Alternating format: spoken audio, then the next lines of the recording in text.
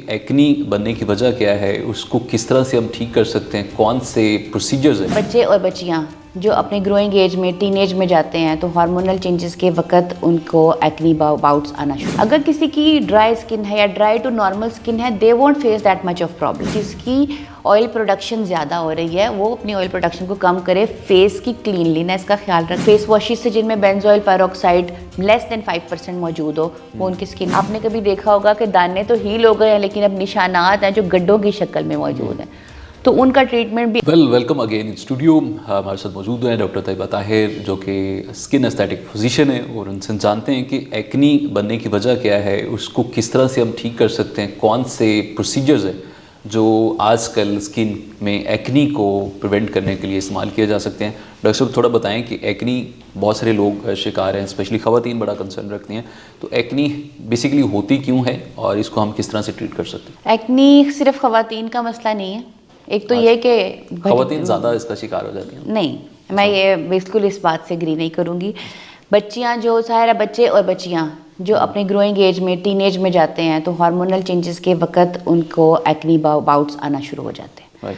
तो इसमें लड़कियों भी इन्वॉल्व हैं और लड़के भी इन्वॉल्व हैं। उन दोनों को इक्वल अमाउंट में ही स्किन प्रॉब्लम्स आते हैं, depending upon the skin type. अगर किसी की ड्राई स्किन है या ड्राई टू नॉर्मल स्किन है, they won't face that much of problem.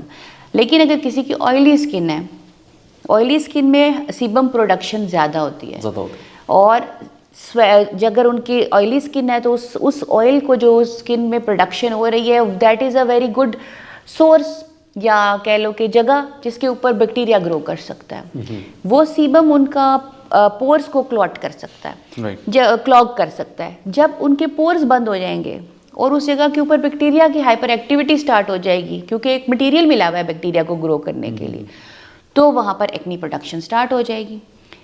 ठीक है, जब ट्रैप हो गई एक जगह, एक फॉर एग्जांपल एक सीबम प्रोडक्शन हुई, वो बाहर नहीं निकली, ऊपर से बंद हो गया, क्लॉग हो गया वो पोर, वो अंदर रह गया, तो वहाँ दाना बनना शुरू हो जाएगा। वो आपको पिंपल की शक्ल में स्किन के ऊपर नजर आएगा। अच्छा, कुछ लोग इसको जल्दी जब बन रहा होता है उसको दबा देते हैं और फिर निशान बन जाता है, उससे निशान बन जाएंगे, क्योंकि आप उससे मैनिपुलेशन कर रहे हैं। तो उस दाने के ऊपर अगर बैक्टीरिया अफेक्ट करेगा तो वो और बड़ा और गंदा सा निशान बन जाएगा।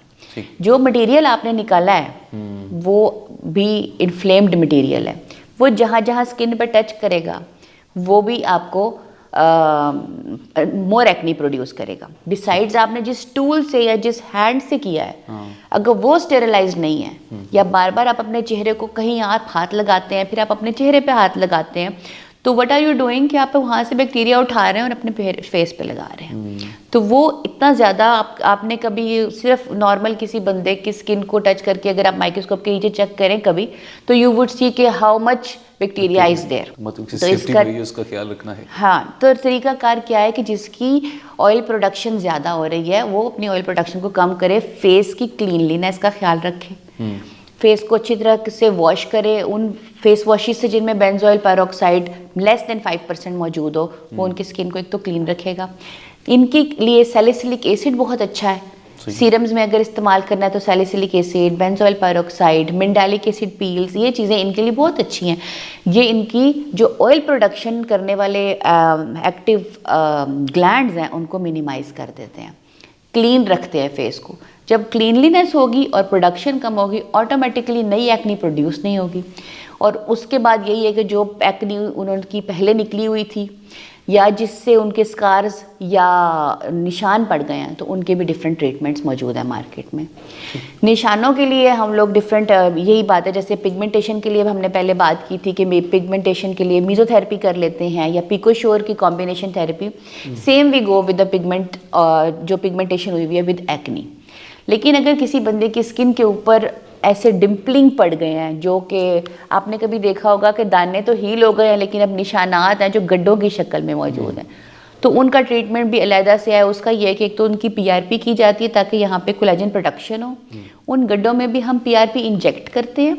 और दूसरा ये कि जो उनकी फाइब्रोसिस और एडहीजन्स बन गई हैं उस इन्फ्लेमेशन की वजह से स्किन और डीपर टिश्यू के बीच में, हम प्रिसाइजली बड़े अच्छे तरीके से वहाँ पर थोड़ी सी हल्की सी इन्वेजन करके वो एडहेजन अंदर से ब्रेक करते हैं ताकि वो स्किन खुल जाए और फिर वो स्मूथ हो जाए, तो वो जो डिम्पल्स हैं वो भी ख़त्म हो सकते हैं। तो हर तरह का ट्रीटमेंट अवेलेबल है मार्केट में, एक्सप्लोर करें, आएँ और अपना ट्रीटमेंट करवाएं। ये बहुत स्किन सब सेंसिटिव मामलात हैं, लेकिन FDA अप्रूव्ड हमारे पास जो ट्रीटमेंट्स हैं सिर्फ उन्हीं को देखें, और जो रिकमेंडेड डॉक्टर्स हैं, MBBS डॉक्टर्स हैं, वहाँ पर जाएं, रिकमेंडेड क्लिनिक्स में जाएं।